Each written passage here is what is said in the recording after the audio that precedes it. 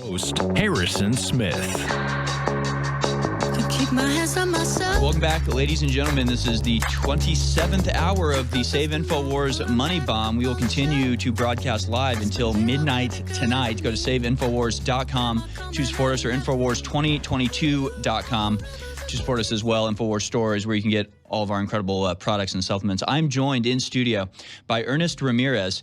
He's a father who lost his son, Ernesto Ramirez Jr., 5 days after receiving the Pfizer COVID-19 vaccine in April 2021. Since his tragic loss, he's made it his mission to connect families with kids who have died or been injured from the COVID-19 vaccines and to raise awareness about the dangers they pose to the health of adolescents. You can go to his website, jrsguardianvoice.com. That's juniorsguardianvoice.com. Thank you so much for being here with us, Mr. Ramirez. Thank you, sir. I appreciate it. I'm telling you, it's going to be hard for me to get through this segment without springing a leak, because it's just unbelievably tragic what happened to your son. For people that don't know, can you just tell everybody your story, and just from beginning to where we are now, what your journey has been? Well, like I've said, first time I spoke to Alex, I really appreciated, him stepping up, talking to me. I was a single parent. I raised my son since the day he was born. He was my buddy, man. He was my best friend. We did everything together. He was a wonderful child, man. Not one day did he ever give me any trouble. He was by my side 100%. He was the type of child that didn't want to burden me with anything, whether it was something he wanted or clothes, or how kids always ask you for stuff. I had to force him to go shopping for clothes, because he didn't want me to spend money. And I told him, you got to realize that's my job, take care of you. But like I said, since day one, I did everything, daycare, school events. At the age of 7, he wanted to play baseball, so I ended up coaching Little League for about 7 years. And then all the way till he went to high school, and he was still playing baseball. He was a good player. And he loved to fish, camp, work on cars with me, because I was either working on cars or motorcycles, so he was always there with me. Like I said, I had a wonderful life. I had my baby. When this COVID hit, naturally I got scared, because he's the only thing I had, keeping me going. He changed my life. And so I had to protect him the best way I could.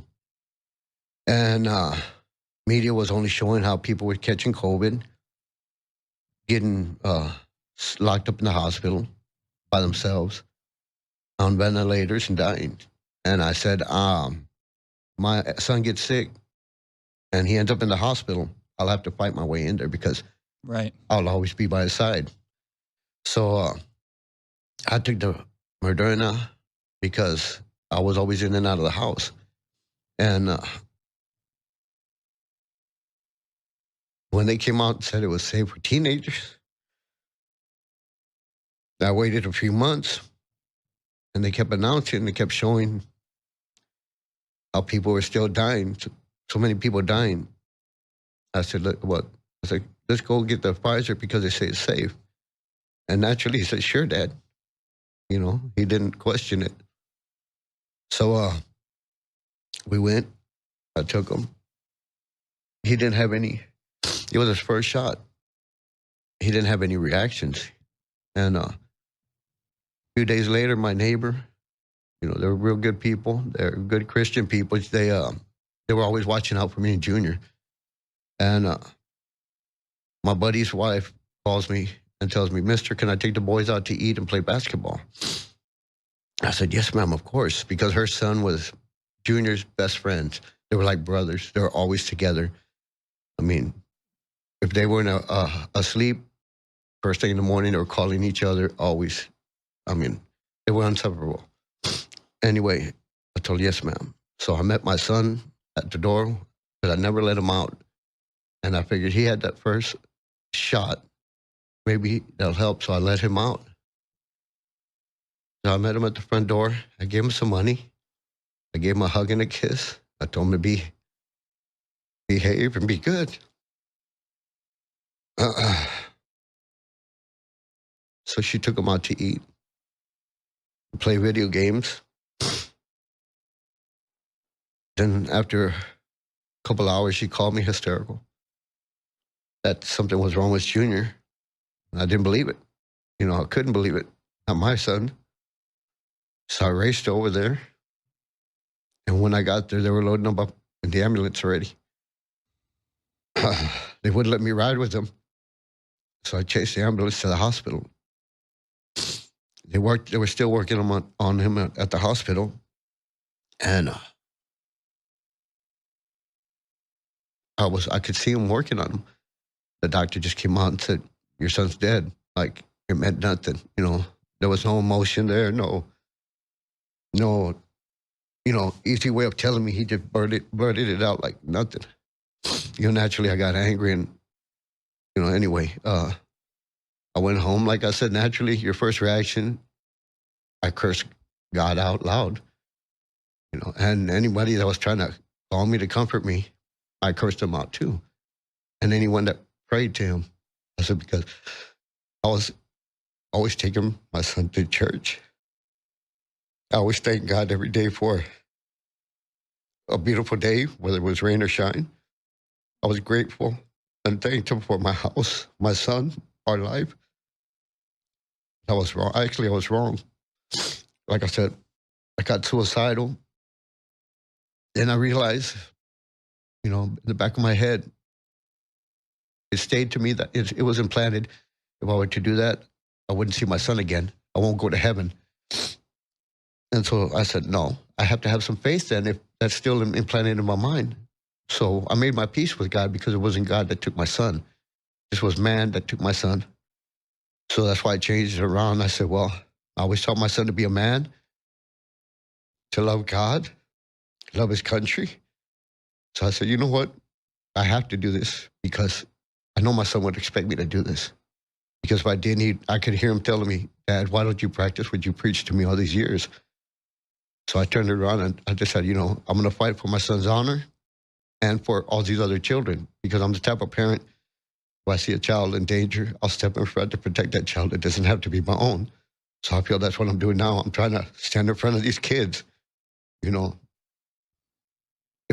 figure if I don't stand up, who is? I don't see anybody trying to really fight as much or as hard as I want to, because I feel like I'm not doing enough. I'm doing as much as I can. I feel like I need to do more. Well, you're clearly doing a lot, and obviously it's so heartbreaking, everything you're saying, and I can't imagine how painful it is for you to have to relive this. And I don't mean to ask you to do that, but I think it's important that these events aren't just numbers, right? You'll hear people on the news say, "Well, yes, there have been a few vaccine deaths," and it's like they completely ignore the shattered lives that have been left behind. And I think it's important that people have a human face to the suffering, and so they actually know what's being perpetrated here. And so I just want to thank you for putting yourself through this, man. Well, I mean, like I said, it's my job now. I mean, I have to continue. I mean, I'm going to do this. Like I said, I'm going to keep this fight up until the good Lord takes me home. And I look forward to that so I can see my son again. But like I said, I've always told a lot of people, I think God knew what was going to happen. The good Lord knew if something happened to my son that I would stand up and fight, because I am the type that I won't stop. So that's why I said I think God put me in this position knowing I won't quit. And I don't think he's going to take me anytime soon, because until I figure he's going to have me here until this battle is over. So, like I said, I'm going to keep going forward, and I'm not afraid anymore of dying. Usually we have fear of death. I don't. But at the same time, too, the unfortunate part is every time I do an interview, every time I'm on camera, I try to let people realize that I'm no longer suicidal. I don't plan on doing myself harm. I have a fight to continue. So if anything were to ever happen to me, it's not me. Sad you have to make that, but yeah.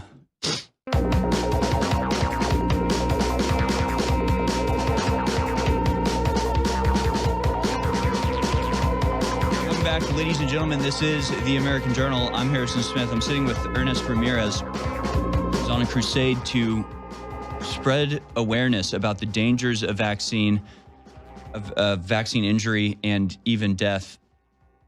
And, you know, I feel guilty because I hate seeing you have to live through this again.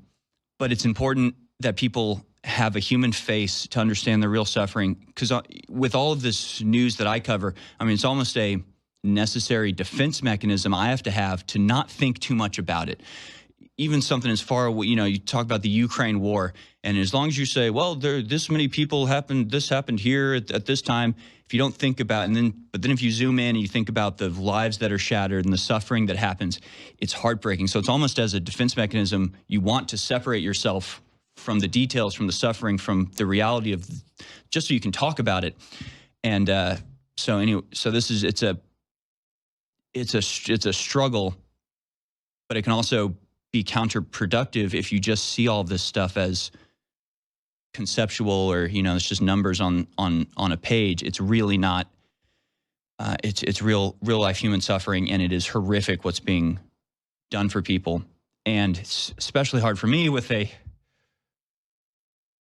1-year-old son myself, and understanding, like, my son got COVID, and I've been against vaccines from the beginning, and I was always suspicious of it. But the moment that I heard him coughing, I was just like, I should have gotten I should have gotten vaccinated. I let him get sick. I mean, I don't know if people understand, if you don't have kids, what you're willing to do for kids and how desperate you are to do everything you possibly can to help them.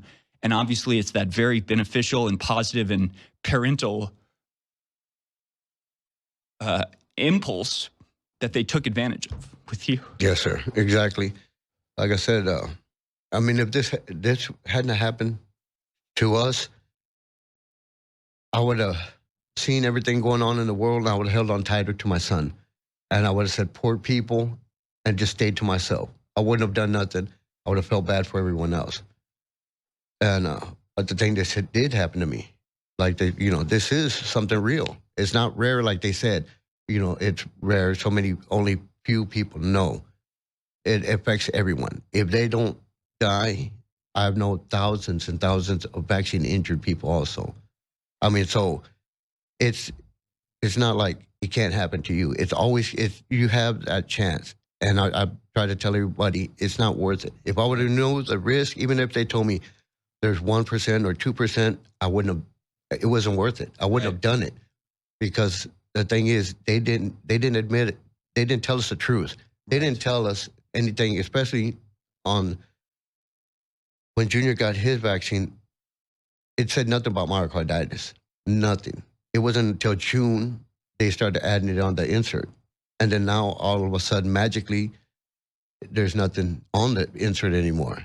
And then now, with the papers that have been released, how many thousands of side effects that vaccine, so-called vaccine, can give a person. Yeah. So it's not worth the risk. I mean, this could be your baby. Say tomorrow you changed your mind and decided to vaccinate your baby. How would you like to all of a sudden see that child drop? I have friends that work in the school district, and they didn't really believe anything until they started traveling with me to these events and hearing these doctors, scientists, and everybody. And I could actually see their eyes opening up. Now they're scared. They're afraid to see a child walking down the hallway and just collapse. Right. And like I said, I can't tell you what to do. It's your life. You're a grown person. Everyone, knows what they want to do, what they don't want to do. But to me, it's not worth the risk. I mean, these are your babies. And you were lied to about it, and you were told it was completely safe. You were not told there's a chance, and you said, well, it's a risk I was willing to take. You were lied to about it. You were told it was completely safe. It was an absolute lie, and you've had to pay the highest cost in the world for it. But what you've done by coming public and spreading awareness about this really has you likely have already saved lives. I'm sure people have heard your story and said, you know what, it's not risk it. I'm sure the suffering that you're putting yourself through right now, even just coming on and talking about this, is making a difference in saving people's lives. Yes, sir. I've had parents come up to me already at different events and ask me if they could introduce their children to me, and I said, of course. and the parents would tell me, because of you and your son's story, you saved their lives. And that does make me feel good. I've had a lady from up north. She mentioned that she's moving to Texas. And she said, my boys want to meet you. I said, of course, ma'am. I'll be glad to meet them. Just let me know. She said, my boys heard your story, and they said they didn't want to get vaccinated. And they said, because of you, you saved their life also.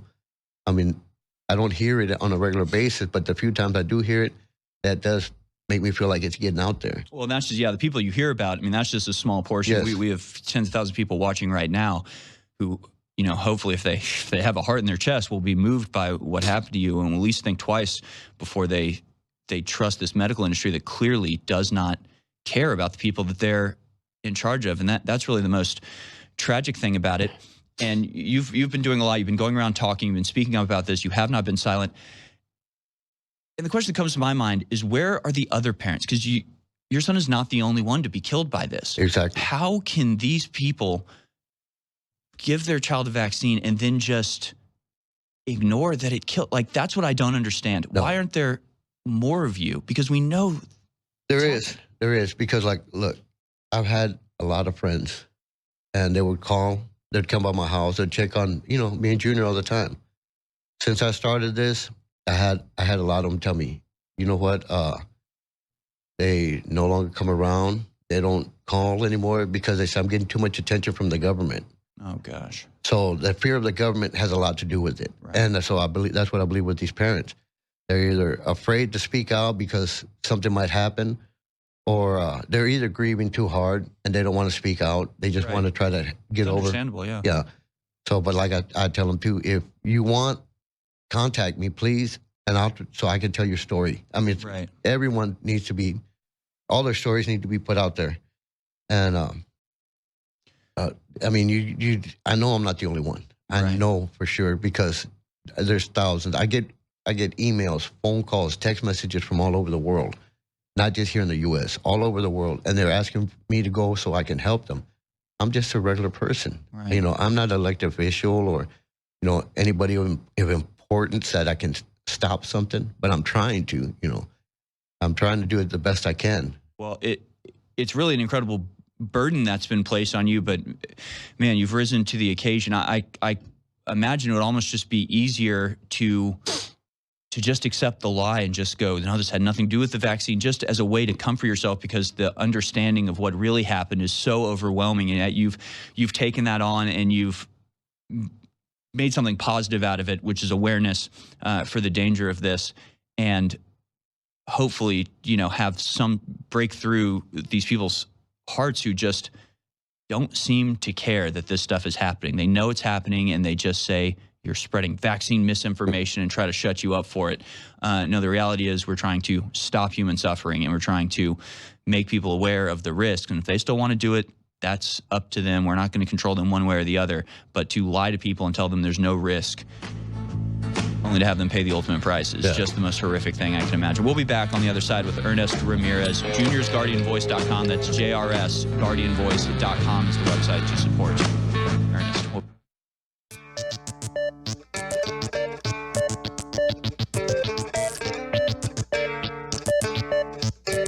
You're tuned in to the American Journal with your host, Harrison Smith. Watch it live right now at band.video. Welcome back, ladies and gentlemen. Again, we are in the 27th hour of our 40-plus hour-long broadcast here. It is the Save InfoWars Money Bomb, and I'm telling you, folks, the conflict that we are involved in is literally one of life and death, and all we're trying to do here is give people the information they need to know to try to arm themselves against the, without exaggerating, sometimes deadly deceit of the people in power and the way that they manipulate us. But I asked you when you first came in, before we were on air, I asked, what the response has been to you, and that was actually a positive out of all of this. You've taken on such a burden. You put yourself through this over and over. It's a sacrifice that not a lot of people would be willing to make, but it's so powerful and it's so important. And I guess it's been positive, the reaction that you've gotten. It's not in vain that you're putting yourself through this. What's the reaction been from people? I have I had all of it's been mainly positive. I've had a few that didn't like my billboards, like I told you earlier, because they said people are going to be hesitant to get vaccinated. I said, well, it doesn't serve any purpose. Doesn't prevent it, doesn't prevent transmitting it. So what good does it do? The only thing it actually does, kill people or injure them. Yeah. But like I said, that's just a few people, a handful out of the thousands and thousands of followers I have. I mean, like I said, I'm so grateful to everyone that contacts me. I mean, I can't tell them thank you for all the prayers, love, and support they show me every day, not just once in a while. This is every day. They contact me, and like I said, it's been nothing but positive reactions. And it's just a lot of wonderful people out there that they are believing it, and they are trying to share it with other people they know. Because like I said, if my son's story can save 1 or 2 lives, that means a lot to me. That's the main objective right now. It doesn't matter. Like I would tell people, you see me on the street, you see me at the gas station or restaurant, please, you're more than welcome to step up to me, talk to me, sit down drink a coffee, iced tea, whatever. That's what I'm here for. Don't worry about upsetting me because I'm already upset. Right. I'm heartbroken. So, I mean, but if I can share my son's story so we can, try to bond together and fight this war that we're in. To be honest, it's a war. Yeah. They're trying to kill our God. They're trying to kill our freedom. I mean, what's next? I mean, I don't know. But like I said, everything's been positive. And I wish I could meet everyone that's been around me. And I wish I could meet them one-on-one. Because like I said, in LA, I went before the event started, Defeat the Mandates. I went up there. And naturally, I was filming. And I was meeting the crowd, pictures, hugs, everything. And one of the nurses told me get on stage so I can film better, which I did. When I got up there, I had the crowd start yelling my son's name. Right. And it almost tore me up, I swear to God. It made me feel good. I mean, I felt the love. And so I said it means a lot to me, everyone's support. Well, I mean, we all are just in awe at what you've been able to put yourself through and how, you just took this on yourself. You weren't a personality before this. You didn't have a platform before this. You just were a normal guy, worked, took care of his kid. And when this tragedy happened to you, you really took that mantle on and are making something really positive about it. So that's beautiful. And of course, we pointed this out earlier in the show, but the latest numbers from the Walgreens testing center shows that people with 1 doses are 55% more likely to get the vaccine, all the way up to 3 doses, 123% more likely to get the virus. So that's what boggles my mind. And when you say, people see your billboard and they say, oh, you're causing vaccine hesitancy, it's like, yes, you should be hesitant. Of course, you should be hesitant. How are you not hesitant about this? So it doesn't do what they say. And then,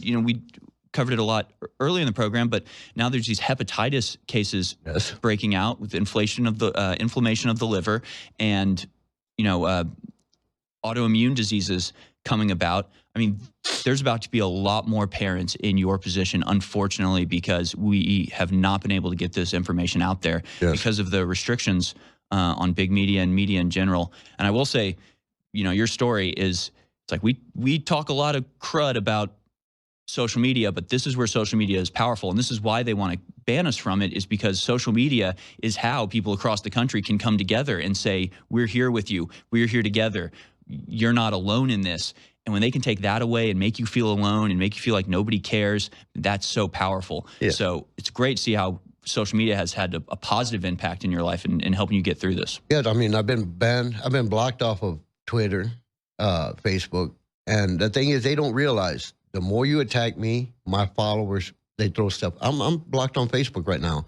That's insane. And but I don't worry about that, because once everyone that knows me, they find that out, they start bombarding Facebook with, I can put a picture or stuff, and they'll post it for me. Right. So that's the way to do it. The more you attack me, the more publicity you're giving me. Yeah. So that's why it doesn't really bother me. I mean, you're just helping me. Facebook, Twitter, Instagram, you're helping me when you try to attack me. But that, that's the craziest thing. And we, like I said, it's like you can't, just for me to be able to do this job, I can't think too much about the things I'm talking about. Like it's, when you talk about murder and you go, oh, there's 1,000 extra murders. That's 1,000 people like Ernest who lose a loved one and their lives are destroyed, and it's horrific. But at least in those cases, it's like there's a murderer out there that you can hopefully go out and catch and get justice. When it's your case, it's the medical industry, it's the media, it's the federal government, it's big tech silencing you. I mean, how do you even get justice in this case? What would be justice for you? Is it even possible at this point? A lot of people have told me they want harm to certain people that started all this. I said, no. I said, naturally, that's what we think. An eye for an eye, tooth for a tooth. Yes, exactly. But I don't think that way. What I want is these people, all these people, to be arrested, convicted, and serve time in the actual penitentiary, not no damn Holiday Inn, right? Locked up and, suffer the rest of their life. Yeah. I don't want them, execution, nothing like that. No. I want them sitting in solitary thinking about everything they've done to me and everyone else.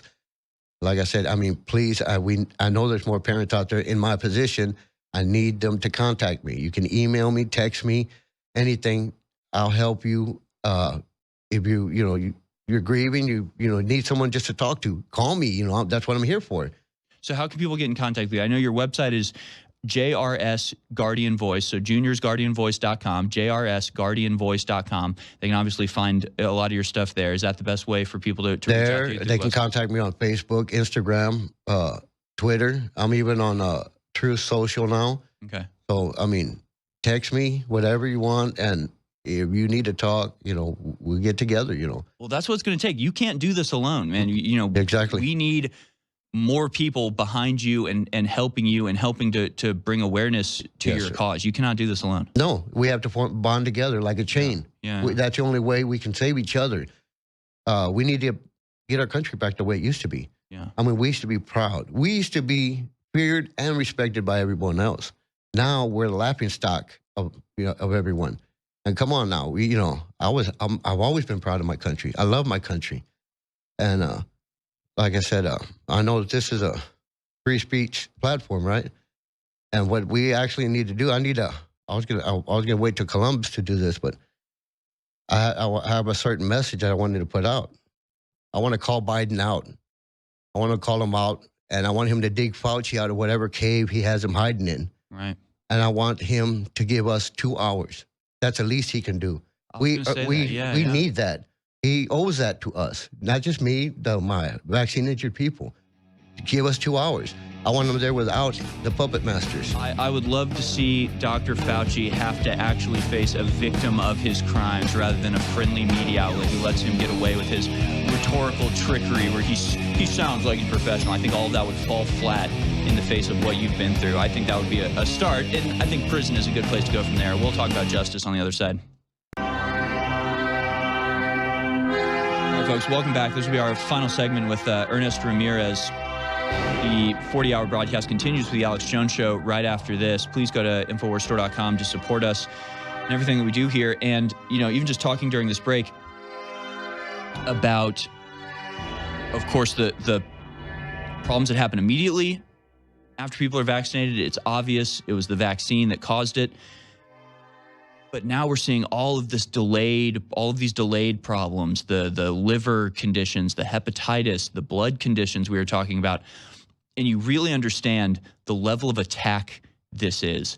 A full-on, full-scale assault against everybody on earth. You were talking about getting messages from all over.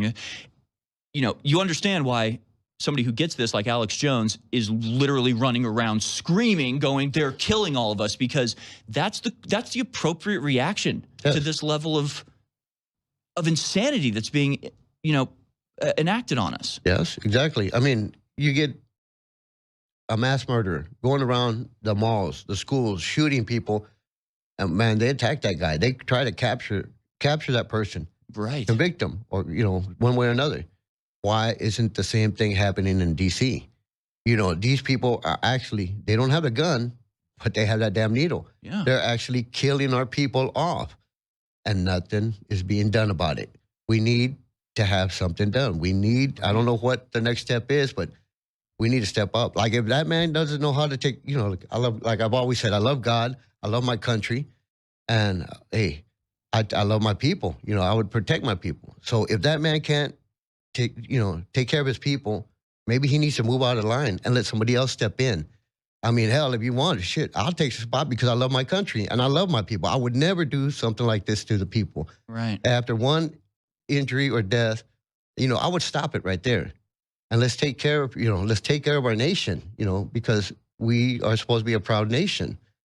And this guy's just not doing it. You know, all these people up there in D.C., they're not taken care of. They were elected for our best interest, not their own best interest. What's the deal? What's going on? What are we going into in this country? No, it's the rot is so deep at this point. And I think we were saying during the break, you know, if your kid goes on a carnival ride and it's been installed improperly and the thing breaks and your child is killed by the carnival ride, that carnival ride operator, he gets charged with something, right? It's negligent homicide or you know, manslaughter of some sort. I mean, that's what's going on here, and they're getting away with it. And we had a caller earlier who asked, you know, what's the next step we need to take? And I said there, and I said during the break, you know, we've got Fauci is king science here. That's where we are. Where we want to get to is Fauci in prison and paying for the crimes that he's committed. But you don't jump from A to B. There's got to be steps in between that. And I think that the first is obviously just growing awareness and getting more people involved because, as I said, you can't do it yourself. I can't do it myself. We need a mass of people to understand what's really been perpetrated here so we can get the political will behind some sort of prosecution against everybody involved in this. Exactly. That's what we need. You know, like I've said it plenty of times, we need to be a nation again. I need to take care of you and you need to take care of me. So we all need to be like that. And if we get enough of us together so we can argue our point, so we can fight back for our government, we can take over our country again and make it a good nation one more time. Right. The way it used to be, the way it should be. And like I said, I can't say it enough. I wish these people would open your eyes and watch you know, take care of your kids. They're your babies. You're supposed to protect them. Just because they're telling you, like they told me that lie, don't fall for it because it's like playing Russian roulette. Yeah. I mean, you're putting a gun to your child's head and pulling the trigger, thinking you're doing something good. You're going to end up killing that baby. Right. And hey, maybe you done that, but are you really going to take that risk? Yeah. You're really going to play Russian roulette with your kid? I mean, and the crazy thing to me, I mean, not the most tragic thing, but a very tragic thing is the way that you're such a patriot. I'm such a patriot. Like, we love this country so much, and it just attacks us constantly. It's like, why do they hate us so much? Like, we just want to be a part of a country with a government that actually cares about us. And it's just, apparently that's too much to ask to just be treated like human beings. Yes. And you know what upsetting me? All this money they send to other countries, trillions of dollars to countries that don't even back us up or don't even care about us. You know, all that money, if I was up there, all that money, I could feed the starving children in our country. Of course, yeah. I could help all our homeless vets here in our country, all our vaccine injured. That money, you know, that could be used for something good. We have more than enough resources to solve every problem we face. Exactly. And then the thing is, I mean, maybe I'm wrong, but I always figured you take care of your house first. Right. And then all your extra, you help your neighbors. That's what we need to do as a nation. Let's take care of ours first, and then we help others. We have a lot of stuff we need to fix here. You know, don't be giving money out or handing stuff out to other countries when we need help here. And that's the exact sort of issue between globalism and nationalism, right? They want you to have to suffer for the sake of somebody that doesn't care about you, doesn't like you, doesn't contribute, and they tell you that that's what it is to be a good person. And no, it's just so outrageous. It completely beggars belief. I do want to say, because this will be our last segment, the website again is jrsguardianvoice.com, stands for juniors. So jrsguardianvoice.com. That's where you can reach out to Ernest and either give him support or just try to contact you in any sort of way as you continue this real crusade against an unimaginably large beast that you're fighting right now. And it's really nothing less than a combat between a single human being and this hydra with 10,000 heads all working together. Yes, sir. And not only, you know, do you want to ask the government, like, why do you hate us? Why do you not serve us? Why do you not care about what we're going through? Because they seemingly don't. But even our fellow Americans, if they can hear your story and still just be stone-faced and just, well, it's a risk. Or probably, I just want to ask, like, what have they done to you? What have they done to you people that makes you so hard-hearted and not able to empathize with your fellow Americans? Like, they've really done damage to our fellow citizens, haven't they? Exactly. Yeah, exactly. Because those types of people, the way I look at it, is they turned into robots. They're programmed already. I mean, me, I'm a man, and I know what to think and how to think. We just get a note. Clown Car is a guy that's called in, silly name, but he is in a very similar situation to you and calls in a lot and probably one of the few people on earth that can truly empathize with you. So I do want, Clown Car, you have something to say to Mr. Ramirez? Yeah, how you doing, Mr. Ramirez? My name is Sean Lennon, and I also lost my son to a vaccination like you did. My heart goes out. You know, I just wondered how long have you been an information warrior? And, you know, it's one of the wild things, Harrison, is literally I was on the show 6 months before what happened to his son, screaming and pleading to everybody not to do it. I just wonder if he was ever able to hear any kind of warning from us as Info Warriors. Thank you for that question. I'm not sure if you heard him, but you know, he's asking like how long you've been sort of an info warrior and been aware of this stuff. Well, see, the thing is, I enjoyed listening to InfoWars for the longest time. You know, you get information, you get educated. And to be honest, this Sunday is going to be a year that my son passed away. So, I mean, like I said, they activated the wrong parent. Right. I mean, there's no stopping me now. I mean, like I said, if I had to go to war, I'd take a bullet for my country, and I'll take a bullet for my son, of course. So this battle, we all need to get in it together. I mean, not really physically, but we need to bond together. And if not, hopefully we don't have to come to arms and try to fight for our government again.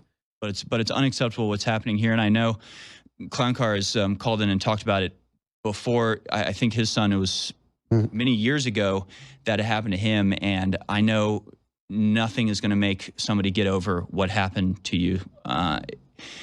I don't think the pain will ever truly go away, but what you've done by turning that pain into something positive is really important, admirable. It's a path other people can follow.